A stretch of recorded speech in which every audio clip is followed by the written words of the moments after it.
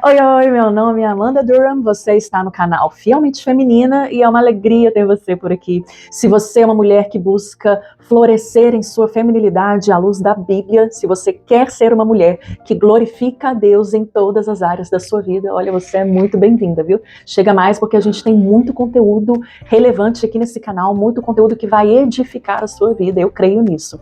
Então, se você é nova, é novo aqui no canal, sejam bem-vindos, viu? Você é muito bem-vindo aqui, então já deixa para mim um comentário me dizendo de onde você me assiste, que eu quero saber. Já confere a sua inscrição aqui no canal, o sininho das notificações, já deixa o seu like, a sua curtida, compartilha o vídeo se for abençoador para você e você quiser abençoar outras vidas. Tudo isso faz com que o YouTube veja relevância no nosso canal e entregue o nosso conteúdo para mais pessoas, tá bom?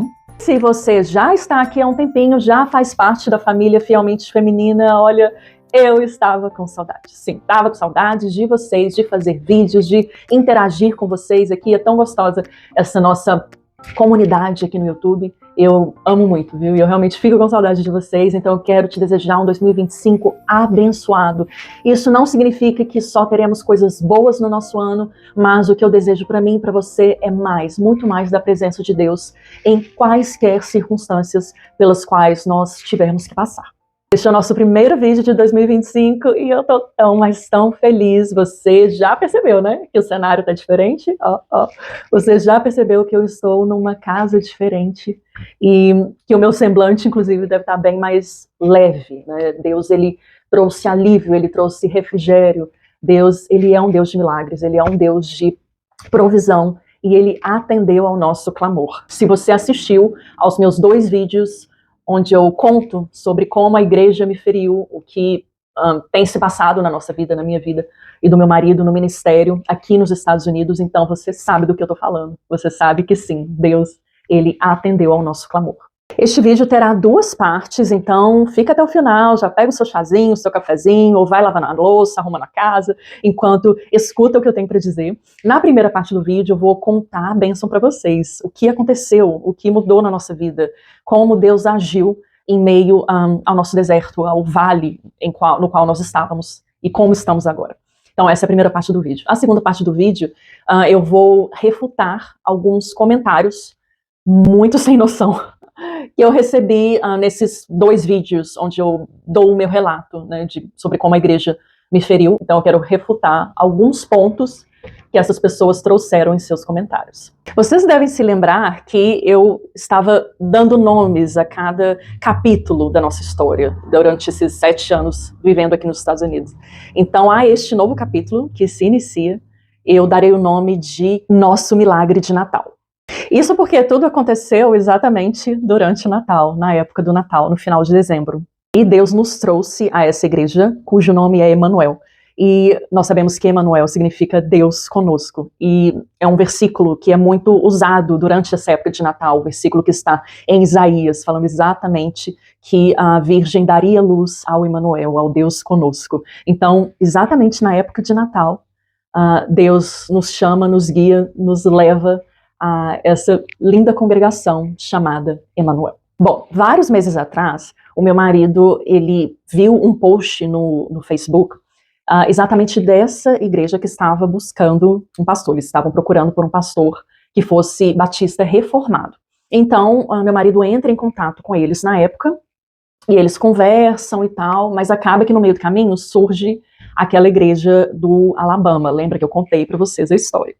Então, a gente acaba decidindo ficar com a igreja do Alabama, enfim, por diferentes razões. Uma delas é que era bem perto de onde a gente já estava. Eles conversaram bastante, fizeram uma mini entrevista, né, mais um bate-papo mesmo, para saber se eles estavam alinhados teologicamente, enfim. E daí eles nos convidaram para virmos para cá, e no caso é na região do Tennessee, fica na região do Tennessee. E nos convidaram para virmos para cá, para o meu marido pregar. E daí a gente veio, vou até postar umas fotinhos aqui durante o vídeo. Foi um momento muito bom, assim, de refrigério mesmo, porque a gente estava sufocado. Eu especialmente estava lidando com uma depressão muito séria, tá? Muito séria, que depois eu quero fazer um vídeo à parte sobre isso. Meu marido sempre é muito mais forte, ele se faz forte por mim, é como eu percebo, sabe? Mas ele também estava muito abatido. E, então, essa vinda para cá, sabe, para pregar. A gente não sabia, né, se isso resultaria em algo além disso. Mas essa vinda para cá é para o meu marido pregar, ele pregou e foi ótimo. E a gente passou muito tempo com essas pessoas. É um grupo pequeno de 10 pessoas. A gente veio numa sexta-feira, aí no sábado a gente passou o dia inteiro com eles. Eles nos levaram para almoçar, nos levaram para fazer um tour na cidade, para conhecer a cidade, sabe, nos levaram a alguns pontos turísticos. Foi muito gostoso. A gente passou tempo na casa também de um dos casais. Nossa, foi muito, muito legal. E daí no domingo ele pregou e a gente passou mais tempo com eles depois do culto. Então a gente foi embora na segunda-feira. Naquela mesma semana, tá, eles ligaram para o meu marido, e naquilo a gente já estava na expectativa, na verdade com uma grande expectativa, porque eles demonstraram grande interesse em ter o Brandon como pastor deles. Eles realmente, assim, apreciaram muito a pregação, sabe, apreciaram muito as convicções teológicas dele, e minhas também, porque essa entrevista, pessoalmente, né, que eles fizeram, eles também me fizeram perguntas, e, enfim, quiseram até saber sobre a minha conversão, e vocês sabem que eu amo falar sobre a minha conversão. E eles ficaram muito animados, e a gente também, porque a gente realmente sentiu uma conexão muito grande, sabe? E eu, assim, gente, eu não sei vocês, mas eu acredito que há pessoas que são mais sensíveis, sabe, para questões do Espírito Santo, para questões espirituais. E se vocês quiserem, eu posso falar mais sobre isso também, principalmente para as pessoas que são reformadas, né, presbiterianas ou batistas reformadas. Geralmente a gente não fala muito sobre isso, a gente não toca muito nesses assuntos. Mas sim, eu acredito que algumas pessoas têm mais sensibilidade. Não que elas são mais espirituais, mas elas são mais sensíveis a algumas questões do espírito. Então, na nossa vinda aqui, como que eu vou dizer? Eu senti tão forte no meu coração que era aqui que Deus nos queria, sabe? E eu orando o tempo todo, orando em espírito, sabe, buscando em Deus direcionamento, respostas, tanto que ele me deu sinais. Deus, ele me enviou alguns pequenos sinais que foram a coisa mais linda do mundo. E daí nós voltamos para casa com essa grande expectativa, né? A gente voltou para a Flórida, né, para casa do Mr. Joe. Aí quem ama o Mr. Joe aí, gente? A gente ama, né? Enfim, aí a gente voltou para casa com essa expectativa. Naquela mesma semana, salvo engano, foi numa quinta-feira. Então a gente volta para casa na segunda, na quinta já nos ligam. Um dos presbíteros, né, que estava em constante contato com meu marido.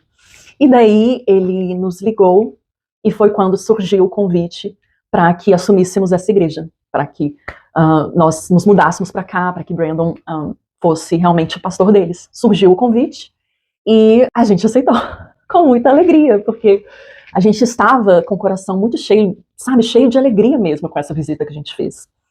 E algumas coisas assim muito específicas dessa conexão do céu que Deus fez. A gente tem essa mentalidade de plantação de igreja muito forte dentro da gente, né?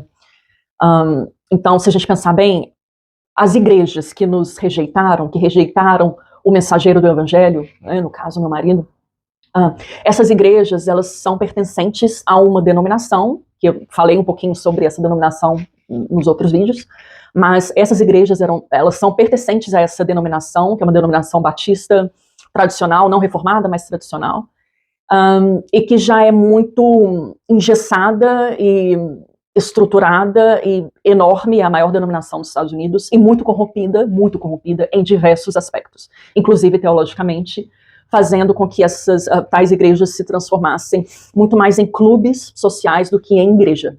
Muito mais um lugar que você vai, assim, como um ponto de encontro, sabe, para encontrar seu vizinho, seu amiguinho e tal. Aí você senta lá, escuta uma palavra de triunfalismo, sabe, ou uma palavra que vai te fazer relaxar, sabe, vai te deixar relaxadinho, bonitinho. Eles estão muito acostumados com isso, esse sistema, né, do cristianismo legalzinho, sabe, do cristianismo bonzinho.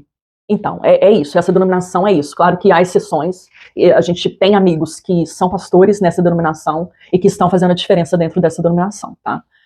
Mas eu acredito que não foi para isso que Deus nos chamou. Enfim, então a gente tem essa mentalidade de plantação de igrejas, né, muito grande. O Brandon, quando eu me casei com ele já estava plantando uma igreja no Texas, e essa igreja ainda existe. E também, vocês se lembram acho que vocês vão se lembrar que eu comentei sobre uma plantação de igreja chamada Homeport Church, que a gente estava plantando na Flórida, isso logo após ter dado problema com aquela outra igreja também da mesma denominação. E essa igreja, olha, outra coisa assim, que eu achei muito, muito lindo assim, que Deus fez. A gente tinha e ainda tem um carinho muito grande por essa plantação, que fechou, né, ela não continuou, não prosseguiu, a Homeport. Que a gente fez amizades, sabe, muito, que a gente valoriza muito até hoje. E um grupo fixo ficou conosco do início ao fim, um grupo fixo de 10 pessoas. E aqui, nessa nova igreja, a gente começa essa replantação com 10 pessoas também, com um grupo de 10 pessoas. Então, achei isso muito interessante. Então, lembrando, a Homeport, a gente não seguiu com ela porque a gente ficava pulando de lugar em lugar. Não conseguimos um lugar fixo para encontrar. Então, tinha vezes que a gente estava, havia domingos que a gente estava cultuando num parque, outros domingos em alguma casa, outros domingos em algum lugar que a gente alugava, então estava muito assim, sabe? E aí as pessoas acabaram se dispersando. Então não foi viável continuar, e a gente estava morando longe do campo missionário, a gente estava morando onde a gente tinha condição de morar, né? Que era na casa do Mr. Joe, que vocês já sabem da história.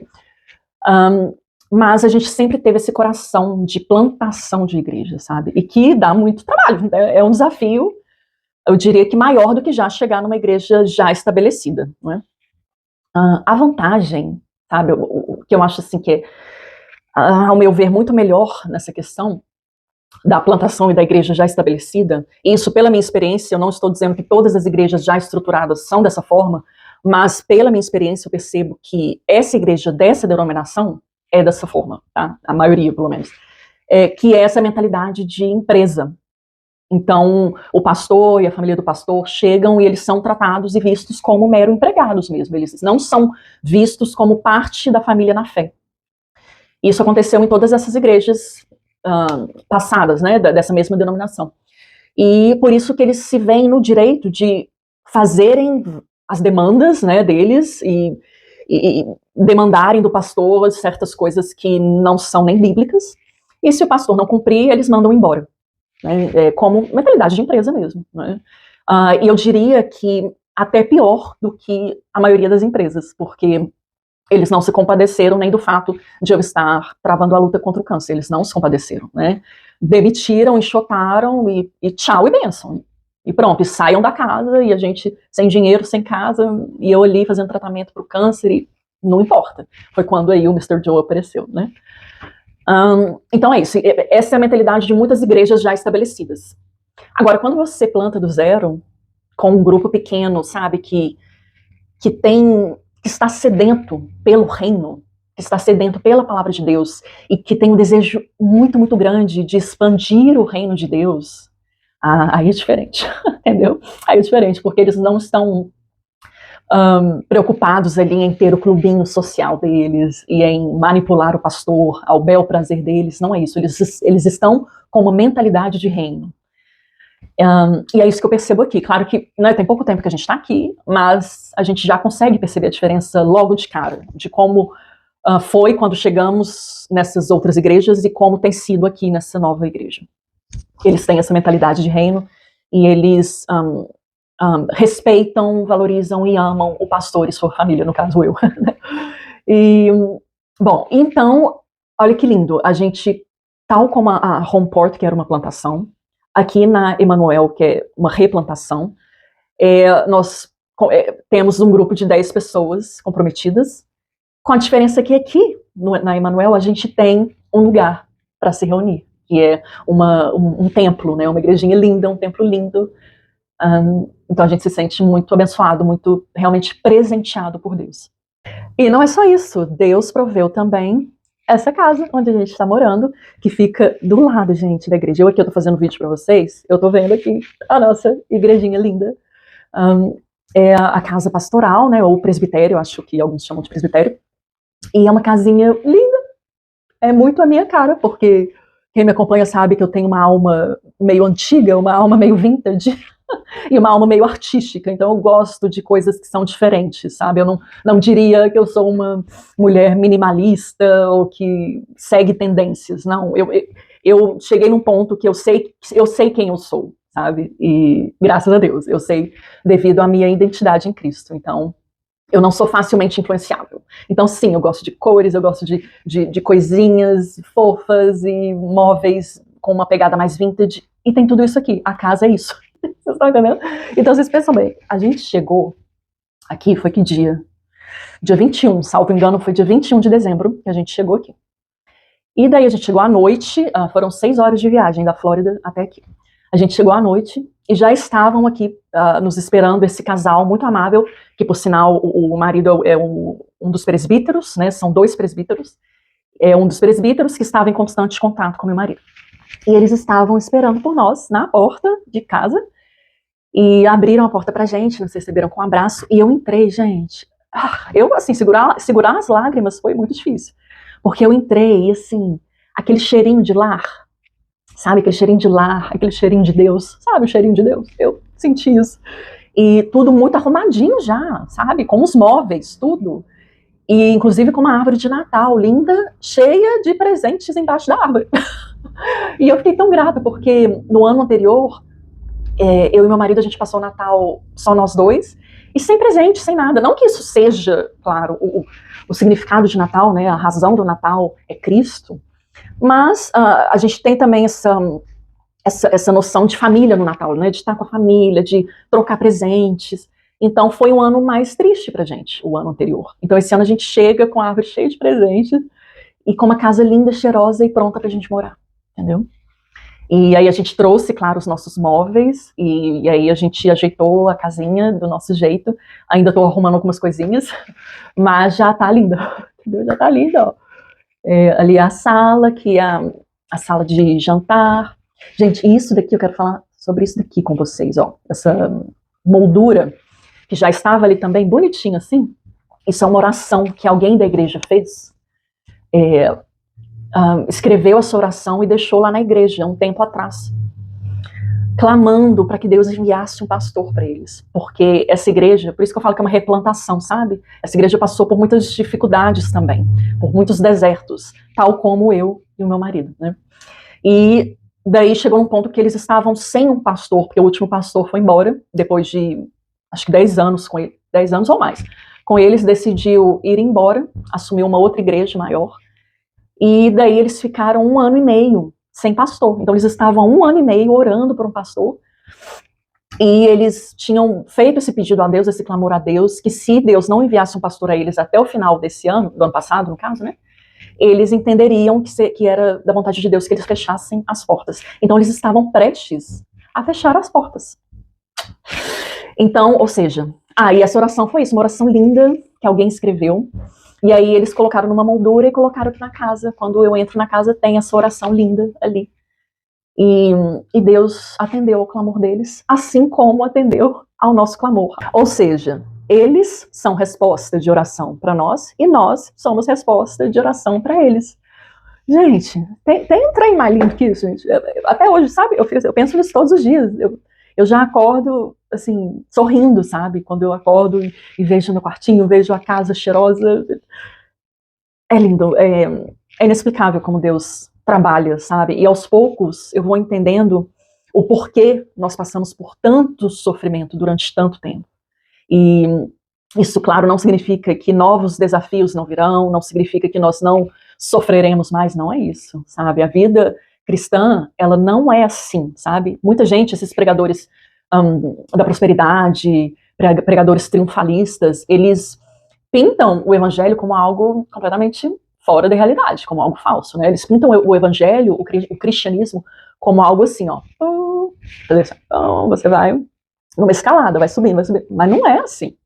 Não é assim. A vida cristã é assim, ó.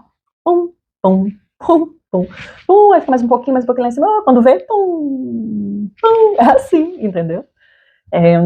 Por isso que a gente precisa ter um olhar de fé, né? Ter um olhar de fé, andar pela fé, e não pelo que a gente consegue ver.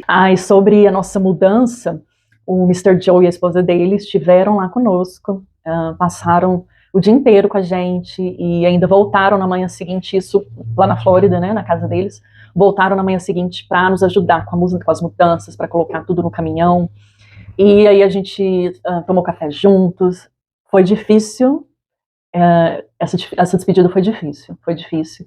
Mas a gente continua em contato, a gente, sabe, troca mensagem, o meu marido e o Mr. Joe, eu e a esposa dele. É algo assim, é uma amizade que é para sempre, sabe? O que eles fizeram por nós é inexplicável, assim, é Deus purinho, é Deus purinho. Eles fizeram por nós o que a gente esperava que outras pessoas fariam. Eu não vou entrar aqui nesse mérito, mas para você ver que quando pessoas que a gente espera que farão algo que nos ajudar, né, que nos ajudarão em momentos difíceis de forma mais efetiva, quando isso não acontece, quando o esperado não acontece, o inesperado acontece, o impossível acontece, porque Deus faz acontecer. Porque Deus levanta pessoas. São para nós um exemplo de vida cristã, um exemplo de compaixão, um exemplo de caráter de Cristo, sabe? Eles não vivem para si mesmos, eles não levam uma vida cristã egocêntrica, focadas em si mesmos. Eles se preocupam com o outro, eles focam em servir o próximo. Então esse foi um resumo do que aconteceu, dessa transição, desse início, desse novo capítulo, e eu contei para que vocês se alegrem conosco, não é? A palavra não diz isso? Não diz isso? Para que nós choremos com os que choram, para que nós nos alegremos com os que se alegram. Então eu sei que muitos de vocês choraram conosco, eu sei, eu recebi muitas mensagens, recebi muitas orações, eu sei de igrejas inteiras que estavam orando por nós, que estavam sentindo a nossa dor. E então eu quero que vocês celebrem essa vitória conosco. Agora eu vou para a segunda parte desse vídeo, que, gente, olha, o que acontece? Quando a gente posta um vídeo, quando eu posto um vídeo que dá muitas visualizações, que dá muito mais visualizações do que o normal, do que os outros vídeos, sempre chega muita gente, o que é bom e é ruim. A parte boa é que, por exemplo, chegou muita gente nova no canal, né? Então, ó, oi, você é muito bem-vindo aqui, viu? Chega mais e fica com a gente, espero que este canal edifique a sua vida. Mas então assim, a parte boa é que chegou sim muita gente nova, então eu ganhei muitos novos inscritos aqui no canal, e ganhei muitos comentários também, li muitos comentários dando apoio, sabe, se compadecendo da minha história, apesar de não me conhecerem, não é? Essas pessoas decidiram se compadecer, elas viram verdade no que eu estava dizendo. Mas chegou também muita gente que veio só para destilar os achismos, os seus achismos, as suas frustrações, o seu rancor, o seu ódio contra a igreja, não sei, tá? A sua amargura, não sei o que motiva, mas eu recebi muito comentário sem noção. Então, assim, primeiro eu quero deixar claro, aí isso não é sem noção não, algumas pessoas comentaram e elas têm razão, né? Porque eu comento em um dos vídeos sobre separar o joio do trigo, né? Que a gente tem que separar o joio do trigo, acho que eu falo algo assim. E aí algumas pessoas me corrigiram, não, mas não é a gente que separa o joio do trigo, é Jesus, quando ele voltar, né, no julgamento final, vai haver essa separação do joio e do trigo. E sim, eu concordo. Na verdade, o que eu quis dizer é identificar os bodes, separar os bodes das ovelhas. Então, existe essa diferença entre a parábola que Jesus conta, né, a parábola do joio e do trigo, e essa questão dos bodes e das ovelhas. Nós não somos chamados a passar a mão na cabeça de bode, entendeu? O joio, ele vai crescendo ali, escondidinho, junto ao trigo. Então, na maioria das vezes, a gente nem percebe que ele está ali, mas Jesus sabe que está ali. E Jesus, Deus, conhece exatamente o nosso coração, ele sabe exatamente o que a gente está pensando, o que a gente está sentindo, o que a gente está prestes a fazer, o que a gente vai fazer. Ele sabe quem é joio e quem é trigo, ok? Agora, o bode, a gente consegue perceber. A gente consegue identificar o bode muitas vezes, tá? Quando a gente identifica o bode, a gente não vai deixar o bode lá na congregação, destruindo a congregação, destruindo a igreja, envenenando a mente das ovelhas, desviando as ovelhas do seu pastor, tanto do seu pastor primário, né, e único que é Jesus, e supremo que é Jesus, quanto do seu pastor humano que foi ali encarregado pelo próprio Deus, né, chamado pelo próprio Deus para pastorear essas ovelhas. Então o bode ele faz isso, tá? Então eu me referia a isso, a gente não passar a mão na cabeça de bode, porque é isso que essas igrejas, vulgo empresas, né, essas empresas, essas empresas, é isso que elas fazem. Elas estão vendo os bodes ali, os líderes estão vendo os bodes, mas por puro pragmatismo e para serem legais, sabe? Não quero ter problema. Tô vendo o bode ali envenenando a mente dos outros. Tô vendo o bode ali falando mal do pastor. Deixa quieto. Eu não quero perder os bodes porque eles também pagam dízimos. É isso que acontece muitas vezes nas empresas, tá? E isso tá errado, porque a Bíblia fala, inclusive, de que quando um irmão peca contra você, você vai e apresenta o caso, né? Você vai lá para os líderes, para os presbíteros, apresenta o caso, leva uma testemunha que sabe do caso, e daí você vai lá e exorta a pessoa que pecou contra você, aplica uma disciplina bíblica, uma disciplina eclesiástica, né, se for necessário. Por exemplo, se a pessoa está no grupo de louvor, ela vai ficar no banco, ela não vai ficar louvando a Deus ali, né? Isso é bíblico. E daí, se a pessoa não ouvir, não mudar, não se arrepender, então a pessoa ela pode chegar ao ponto, sim, de ser excomungada, de ser convidada a se retirar da igreja, ok? Isso é bíblico. Mas o que aconteceu nessas igrejas é que quando o meu marido chegava aos líderes, ou seja, aos outros presbíteros, que não é nem presbítero, tem um sistema de governo muito esquisito nessas igrejas da SBC, né, dessa denominação batista, são os diáconos. Os diáconos têm o poder máximo. Eles são os empregadores do pastor. Então, quando chegávamos para expor o que estava acontecendo, quem recebia punição era o meu marido, era o pastor, tá? Não importava se a gente levava testemunha, tá, para confirmar o que a gente estava dizendo e tal, não. Então, enfim, era sobre isso que eu estava falando quando eu me referi ao joio e ao trigo. Recebi também muitos comentários questionando o fato de termos sido rejeitados tantas vezes por tantas igrejas. E aí os comentários eram algo do tipo, mas se vocês foram rejeitados tantas vezes, mandados embora tantas vezes, é porque tem algo errado com vocês, não é com eles, não é com essas igrejas. Será? Queridos, e não que exista algum nível de perfeição desse outro lado aqui da tela, tá? Não tem. Nós não somos perfeitos, muito longe disso, a gente falha sim. Falhamos sim, e muito. Mas nada aconteceu para que culminasse no desligamento do meu marido da função pastoral. Essas mesmas pessoas que nos culparam pelo que nós estávamos passando, fariam o mesmo com o apóstolo Paulo, com todos os apóstolos, na verdade, com os discípulos de Jesus. Eles fariam a mesma coisa. Porque olha só que interessante, por exemplo, em Atos, capítulo 13, diz que, versículos 49 a 52, diz assim: a palavra do Senhor se espalhava por toda a região, mas os judeus incitaram as mulheres religiosas de elevada posição e os principais da cidade. E, provocando perseguição contra Paulo e Barnabé, os expulsaram do seu território. Estes sacudiram o pó dos seus pés em protesto contra eles e foram para Icônio. Os discípulos continuavam cheios de alegria e do Espírito Santo. Tá? Então aqui nós vemos que Paulo e Barnabé foram enxotados por conta de fofoca, por conta de difamação.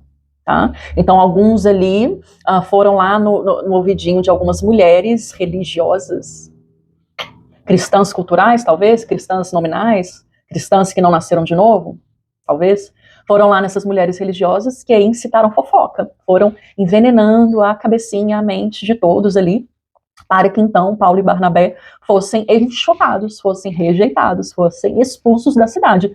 Ou seja, eles rejeitaram não apenas o mensageiro do evangelho, mas o próprio evangelho. Algo similar vemos em Mateus capítulo 10, versículos 11 a 15, que fala sobre essa questão de quando os discípulos fossem em alguma casa para levar a mensagem do evangelho, né, eles deveriam entrar na casa, fazer ali uma saudação, e aí se a casa for digna, né, deles, da mensagem que eles traziam, eles deveriam repousar naquela casa.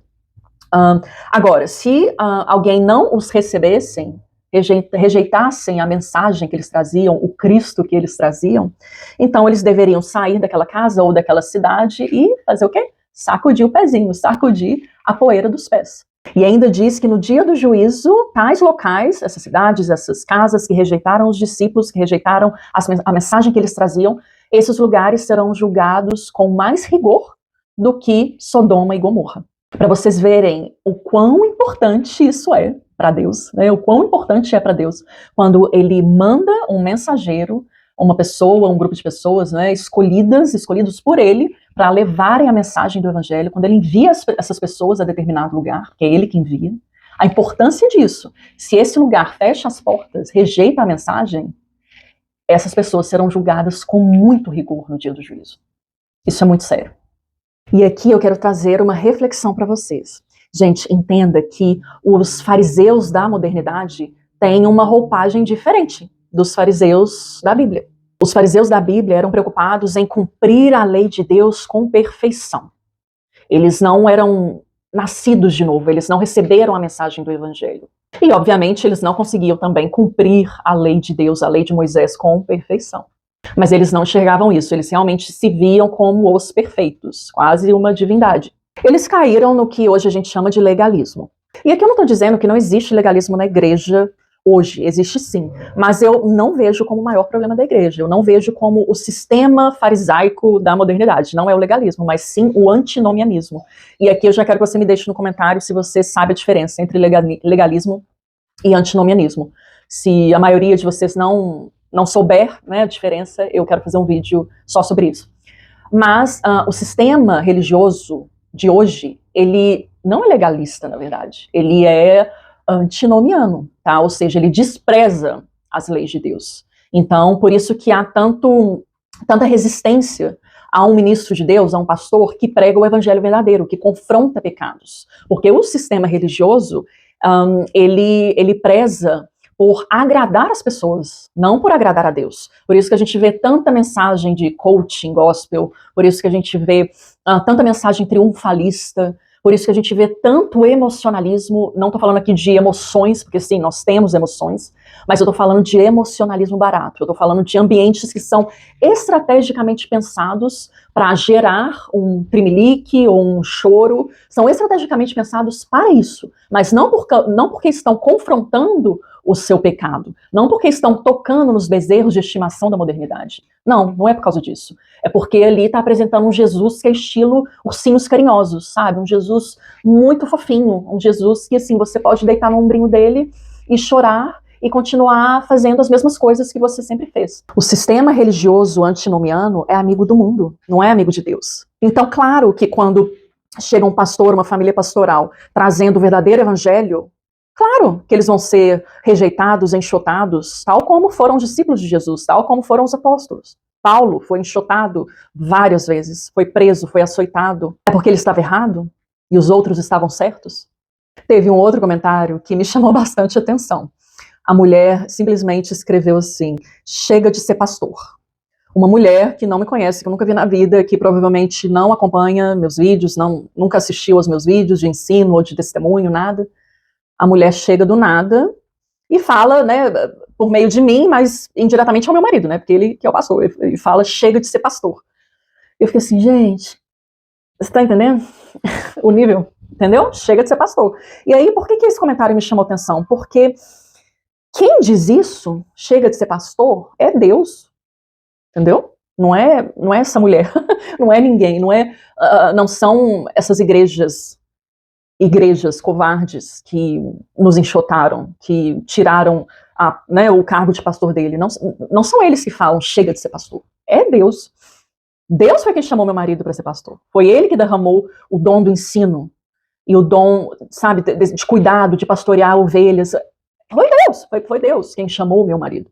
Foi Deus quem me chamou para ajudar o meu marido, para acompanhá-lo no ministério, para ministrar as mulheres, para também, de certa forma, discipular as mulheres nos caminhos do Senhor, né, principalmente nessa questão da feminilidade. Que legal o que Efésios capítulo 4 nos diz. E ele designou alguns para apóstolos, outros para profetas, outros para evangelistas e outros para pastores e mestres, com o fim de preparar os santos para a obra do ministério, para que o corpo de Cristo seja edificado, até que todos alcancemos a unidade da fé e do conhecimento do Filho de Deus e cheguemos à maturidade, atingindo a medida da plenitude de Cristo. O próprio Deus foi quem chamou e preparou plantadores de igreja, mestres, pastores, para o corpo de Cristo, para a edificação do corpo de Cristo. Por isso que está no engano quem pensa que pode atingir uma maturidade cristã e atingir a plenitude de Cristo sozinho, isolado, sem estar numa igreja bíblica, sem ser guiado por pastores que Deus designou. E eu entendo que há um preconceito muito grande contra os pastores e contra as famílias pastorais, porque tudo que a mídia mostra por aí, não é? E muitos desses pastores famosos, pastores que são celebridades, pastores que são riquíssimos, isso mancha o chamado real do pastor, e isso acaba manchando a reputação de pastores fiéis a Deus, de pastores fiéis ao corpo de Cristo, sabe? Que tem cheiro de ovelha, que não são celebridades intocáveis. Mas, queridos, olha, isso é a minoria, não é a maioria, não. A maioria são pastores de congregações pequenas que vendem o almoço para comprar a janta e que estão no meio das ovelhas, que têm cheiro de ovelha. Parem de basear a visão que você tem de pastor, de ser pastor, do chamado pastoral, nesses pastores famosinhos aí de redes sociais com milhões de seguidores que ostentam luxo, que não andam no meio das ovelhas, sabe, vão lá, pregam e vão embora logo para casa correndo das ovelhas, né, correndo das pessoas. Não se baseiem nisso não, viu, porque essa não é a realidade da maioria dos pastores. Olha, agora eu vou falar de um outro comentário. Um rapaz, mesmo caso, assim, nunca me viu na vida, não acompanho fielmente feminina, obviamente, não conhece meu marido, obviamente, mas teve a audácia de vir no meu vídeo escrever um comentário desse tamanho, assim, muito longo o comentário dele, dando lição de moral, sabe? Como assim, se soubesse muito sobre nós, sobre nossa vida, e falando que mora nos Estados Unidos também, e que rala muito, que trabalha muito, e que sim, ele admite que já fez trabalhos até análogos à escravidão, mas, resumindo, o que ele estava dizendo, de uma forma quase que bem explícita, era que a gente é vagabundo, chamando eu e meu marido de dois vagabundos que não trabalham. E eu decidi apenas ignorar esse sujeito, eu nem respondi, acho que eu bloqueei, não me lembro, mas eu nem me dei trabalho de responder uma coisa dessa, sabe? Ele não sabe dos trabalhos que meu marido e que eu fizemos no tempo do deserto, nos bicos que ele fez, nos bicos que eu fiz, né, mesmo estando muito doente, muito doente. Ele não sabe. Ele não sabe também quantas vezes ou para quantos empregos meu marido se candidatou e não teve resposta. Deus fechou todas as portas. Foi Deus quem fechou todas as portas. E outra coisa que muitas pessoas não entendem é que eu tenho muitos problemas de saúde. É porque não parece, né? Eu venho aqui fazer vídeo para vocês quando eu tô me sentindo bem. Entendeu? Aí eu ponho um batonzinho, então aparece aqui bonitinha no vídeo. E aí as pessoas, né, nos achismos, né, elas simplesmente chegam à conclusão que eu sou super saudável, super bem, super, uau, posso fazer qualquer coisa.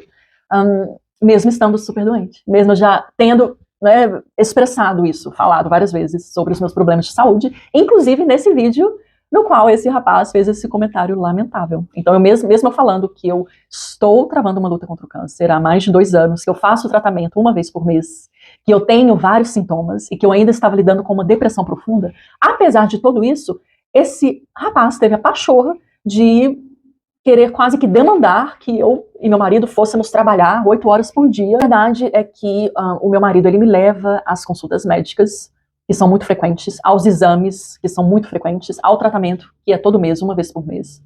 E eu não tenho que ficar aqui dando satisfação, mas eu vou dar assim mesmo, porque aí se tiver alguém que pense, né, essas coisas, eu já tiro, né, essas dúvidas aí. Eu passo mal várias vezes e é bem assustador quando eu estou sozinha em casa. Então, sempre que eu posso ter o meu marido ao meu lado, é muito bom. Eu sou muito grata a Deus por isso, quando o meu marido está em casa e pode me acudir quando eu tô passando mal. Viu? Aqui a gente tá há pouco tempo aqui, né, na nova casa. A gente já precisou chamar a ambulância uma vez. Então, só para vocês terem uma ideia, tá? Eu tenho certeza que se eu tivesse careca, né, por estar fazendo um tratamento quimioterápico mais forte, se eu estivesse careca, muito debilitada na minha aparência, eu receberia muita compaixão das pessoas. Mas, como não é o caso, como o que eu sofro, você aí que está do outro lado não vê, eu não recebo essa compaixão. E esse rapaz e outras pessoas também mencionaram a questão de salário, que pastor não tem que receber salário nenhum, não. E este tema merece um vídeo inteiro, tá? Esse vídeo que já está enorme, então não vou falar sobre isso. Mas se você pensa que um pastor não é digno do seu salário, é bem problemático, tá? É muito problemático. Você precisa realmente entender melhor o que a palavra diz sobre isso. O apóstolo Paulo, ele não fabricava tendas porque ele acreditava que um pastor não é digno do seu salário. Ele fabricava tendas porque ele enxergava a dureza do coração das pessoas. Tanto que tem um capítulo em Filipenses, acredito que é capítulo 4, que Paulo fala sobre isso, né? E ele agradece, ele está com o coração alegre, com os filipenses, porque eles foram os únicos que o ajudaram em determinada situação, determinada fase da vida dele, que ele estava passando por muitas dificuldades em um outro local, em uma outra região, onde ele estava plantando igrejas, e ele estava passando por muita perseguição, por muito cancelamento, olha só para você ver, né? E ele agradece aos filipenses por terem sido os únicos que o ajudaram. E ele, ao final, diz que a oferta deles é uma oferta suave de aroma agradável a Deus. Para concluir este vídeo, já me fala se você conseguiu ficar até o final, que acho que foi o vídeo mais longo que eu já fiz. Me fala aqui nos comentários se você ficou até o final. Para concluir esse vídeo, eu quero falar sobre essa questão da depressão, não vou entrar a fundo nesse tema, mas o que eu quero te dizer, sabe, você aí que fez comentários cruéis até, tiveram alguns comentários que foram muito cruéis, na verdade, que eu nem trouxe para esse vídeo, eu simplesmente ignorei mesmo, resolvi ignorar. Mas você que postou comentários sem noção, como os que eu trouxe, ou comentários cruéis, nesses 2 vídeos que eu fiz, contando o meu relato, né, a minha dor, mostrando a minha vulnerabilidade, você que fez isso, eu vou te encorajar para que você reflita, e que você se arrependa, viu? Se arrependa e pense na sua salvação aí, reflita se você é salvo, se você está em Cristo realmente, não é? Porque quando alguém fala para você que está lutando contra a depressão, pense assim, pense que dependendo do que você falar para essa pessoa, você pode, na verdade, estar dando só um empurrãozinho para essa pessoa pular de um prédio, por exemplo. As suas palavras pode ser o que faltava para ela decidir pular de um prédio, pular de uma ponte. As suas palavras podem ser o que vai puxar o gatilho de uma arma, se essa pessoa tiver uma arma em casa, por exemplo. Então, não brinca com isso não, sabe? Porque isso é muito sério, porque se isso acontece, você terá sangue inocente nas suas mãos. E você prestará contas disso a Deus. Quando eu fiz esses vídeos, eu estava numa depressão muito complicada, sabe? E eu ainda estou me recuperando, porque foi tão difícil que eu ainda não posso dizer que eu estou totalmente curada disso. Eu estou me recuperando e eu não me vejo mais num quadro depressivo. Mas, quando eu fiz aqueles vídeos, eu estava muito mal. Eu tinha acabado de sair do fundo de um poço muito escuro, sabe? Mas eu ainda estava ali escalando. Eu não estava completamente fora daquele poço. Então, eu decidi, claro, expor a minha vulnerabilidade ali. Mas eu não esperava tantos comentários odiosos, especialmente porque eu mencionei os meus problemas de saúde e a minha depressão. Então, seja mais compassivo. E se você não é uma pessoa compassiva, entregue a sua vida a Deus, porque certamente você se tornará uma pessoa compassiva, ainda que gradativamente, porque o Espírito Santo, ele é compassivo, ele é cheio de compaixão. E o próprio Espírito Santo vai cultivar a compaixão no seu coração. E aí você vai perceber que você transbordará essa compaixão em direção ao próximo, em vez de ser a motivação para que essa pessoa puxe um gatilho ou pule de um prédio. Bom, gente, é isso. Este foi o vídeo enorme de hoje e eu espero te ver muitas vezes aqui no canal Fielmente Feminina. Deus te abençoe. Muito obrigada a você que orou por mim, orou pelo meu marido, a você que ora pela minha saúde. Eu peço que continue. E se Deus quiser, eu te vejo no próximo vídeo. Um beijo grande. Tchau, tchau.